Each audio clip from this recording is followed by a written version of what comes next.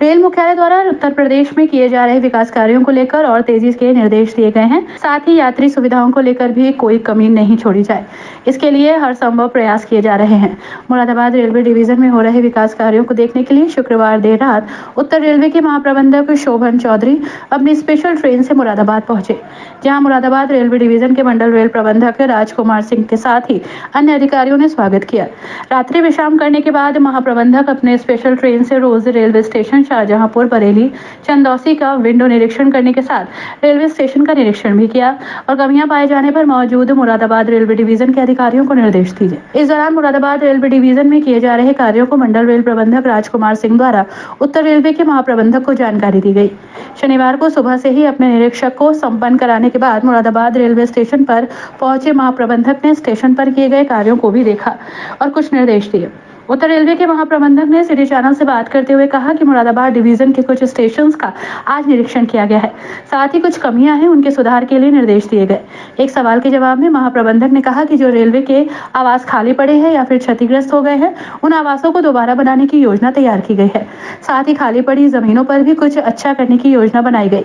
महाप्रबंधक ने कहा कि रेलवे स्टेशन के सौंदर्यीकरण के लिए जो योजना तैयार की गई है, उन योजनाओं के अंतर्गत भी कार्य शुरू हो चुके हैं और जल्द ही आपको उत्तर रेलवे के कई स्टेशंस में बदलाव देखने को मिलेगा। मुरादाबाद मंडल में निरीक्षण के दौरान मंडल रेल प्रबंधक राजकुमार सिंह के साथ वरिष्ठ मंडल परिचालन प्रबंधक सुधीर कुमार, वरिष्ठ मंडल अभियंता पारितोष गौतम, वरिष्ठ मंडल वाणिज्य प्रबंधक सुधीर सिंह, वरिष्ठ मंडल विद्युत अभियंता सचिन, वरिष्ठ मंडल विद्युत अभियंता जन्मजय उपाध्याय सहित सभी विभागों के वरिष्ठ अधिकारी और पर्यवेक्षक कर्मचारी उपस्थित रहे। मुरादाबाद से रामपुर बरेली होते हुए रोजा तक गए थे और रोजा से वापस आके बरेली से चंदौसी होते हुए वापस अभी आए, तो इस खंड का निरीक्षण किया। क्या विशेष रहा? विशेष कुछ नहीं रहा, इस खंड में क्या क्या काम हो रहा है, अनुरक्षण कैसे चल रहा है और डीआरएम साहब और अन्य शाखा अधिकारियों से बातचीत करके और क्या प्रोस्पेक्ट है, क्या कर सकते हैं, उस पर चर्चा हुई है। नियमित जो निरीक्षण होता है उस टाइप से था। कोई कमी तो छोटी मोटी रहती है, ऐसे कोई मेजर कुछ नहीं है। कुछ आइडियाज का एक्सचेंज हुआ, हमने उनसे कुछ सुना, उन्होंने हमसे कुछ सुना।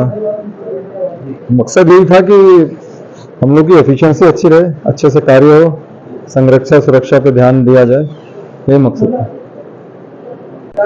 हम बहुत कम सवाल करेंगे, एक चीज बताइए कि इस बार अपने डिवीजन क्या है ना, कितनी नई ट्रेन मिलने की संभावना है? देखिए आजकल वो पुराना सिस्टम खत्म हो गया। मुझे पता है। पहले तो होता था कि बजट में मालूम पड़ता था, वित्तीय वर्ष की शुरुआत में मालूम पड़ता था कितनी नई ट्रेन है। आजकल सिस्टम ऐसा है कि नई ट्रेन कब चलेगी ये कंटिन्यूस प्रक्रिया है।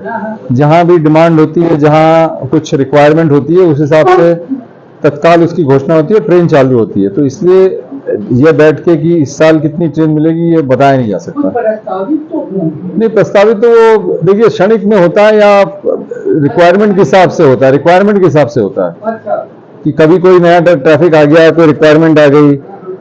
फिर जैसे कि आप जानते हैं वंदे भारत अभी इतने इंट्रोड्यूस हो रहे हैं, तो वंदे भारत अभी सभी राज्यों में चलने लगी, करीब 34 वंदे भारत आज की डेट में चल रही है। तब और वंदे भारत आएंगे और वंदे भारत इंट्रोड्यूस होंगे।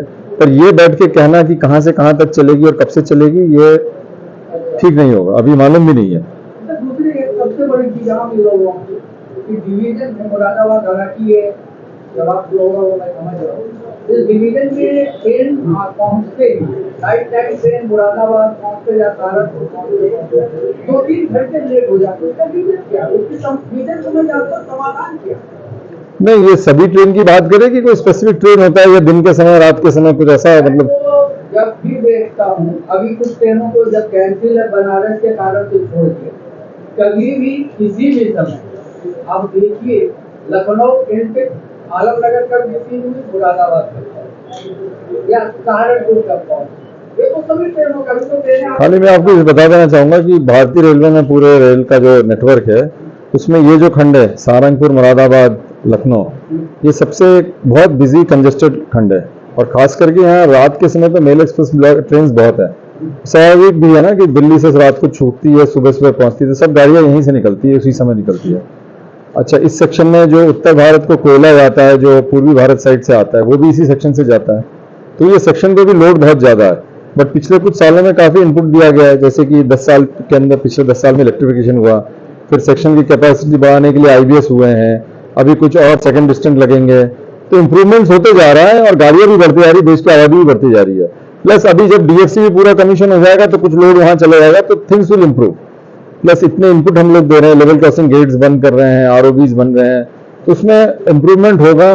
बट एक चीज आपको ध्यान रखना चाहिए कि हम लोग को संरक्षा के साथ भी गाड़ी चलानी है, मतलब सेफ्टी के साथ कॉम्प्रोमाइज ना करे। उसके लिए चाहे थोड़ी देर, जैसे भी बनारस में काम हो रहा है, आप जानते हैं, आपने खुद भी जिक्र किया, तो बनारस में जो काम हो रहा है बहुत बड़ा काम हो रहा है। वो काम हो जाएगा तो बनारस की जो इतने सालों की काफी सारी बॉटलनेक थी, जो यार्ड में कमियां थी, वो निकल जाएंगी। तो उसके चलते भी काफी गाड़ियां कैंसिल है। तो उसमें तो इस समय इस दरमियान 45 दिन के पीरियड में लोगों को काफी परेशानी झेलनी पड़ रही है। पर ठीक है, फिर इस बड़े काम के लिए तो थोड़ा बहुत सेक्रीफाइस करना ही पड़ता है। इसका मतलब कुछ साल के बाद ये समस्या का जरूर जरूर इसमें इनपुट जा रहा है, सेक्शन में इतना इनपुट जा रहा है, सेक्शन की स्पीड बढ़ेगी, फिर गुड्स ट्रेन इधर उधर डाइवर्ट होगा, दूसरे अल्टरनेट रूट्स पे जाएंगे, तो समस्या का समाधान होगा। पर एक चीज साथ में आपको भी जानना है, नई ट्रेन भी और इंट्रोड्यूस होंगी। आज यदि मान लीजिए सेक्शन में 50 ट्रेन चल रहे, हो सकता है कुछ साल बाद 60 ट्रेन हो जाए, 70 ट्रेन हो जाए, क्योंकि जनसंख्या बढ़ रही है, लोगों की एक्सपेक्टेशंस बढ़ रही हैं, ट्रेवल रिक्वायरमेंट लोगों का ज्यादा है।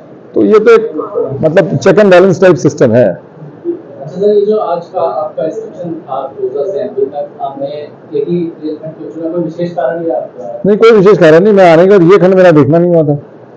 पिछली बार जब मैं आया था यहाँ गजरोला से इधर होते हुए ये वाला खंड देखा था, ये खंड रह गया था, और कुछ नहीं। अच्छा सर, रेलवे की जितने आवास है वो सारे खाली कराए जा रहे हैं, तो आगे क्या प्लान है उनका? क्या मतलब नए आवास बनने का? आवास खाली नहीं कराया जा रहा है, जो आवास की हालत मतलब अच्छी नहीं है। तो आगे क्या दो चीज हो रहा है, प्लान है, हम लोग नए घर भी स्वीकृति किए जा रहे हैं। और जैसे बड़ा शहर है मुरादाबाद हुआ, जहाँ अच्छा शहर है, बच्चों को एजुकेशन प्रॉब्लम है, कई लोग रेलवे क्वार्टर में रहना चाहते भी नहीं है, कई लोग शहर में रहना चाहते हैं। स्टाफ लोगों ने भी कई जगह घर बना लिया, भत्ता मिलता है उनको। तो उसके देखते हुए क्या रिक्वायरमेंट होगा, आवास भी हम लोग नए बना रहे हैं, ऐसा नहीं कि बना नहीं रहा। पर जो आवास यहाँ खराब हो गए या 50-60 साल पुराने हो गए, जो खंडित हो गए हैं, जो डेंजरस हो गया, जो जिसमें रहने से जान हानि हो सकती है, उनको हम लोग खाली करें। मुरादाबाद डिवीजन में लगातार 60 या 70% आवास जो है ये छोड़ गए हैं लोग, या फिर उनको खाली हो गए। 60-70 तो मेरे ख्याल से आपने ज्यादा बताया, खतला कॉलोनी ऐसा नहीं होगा। 20-25% से ज्यादा नहीं होना चाहिए। 60 यूटिलाइजेशन क्या मतलब, उस लैंड का कैसे यूज करें? नहीं, उसमें तोड़ के फिर बनाएंगे जहाँ पे रिक्वायरमेंट होगी। उसकी भी तो एक प्रक्रिया होती है ना, स्वीकृति लेना पड़ेगा, फिर करेंगे।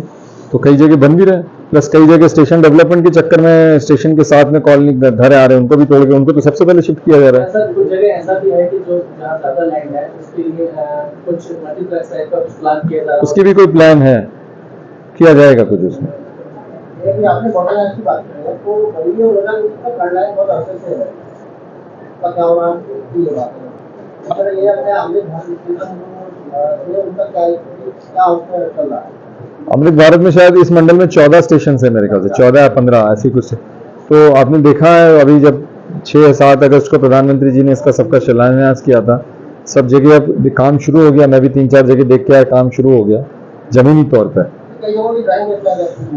नहीं, वो धीरे धीरे होता जाएगा ना, इतने सारे इधर के 12 है, हर डिवीजन के 12 है, काम नहीं चल रहा है।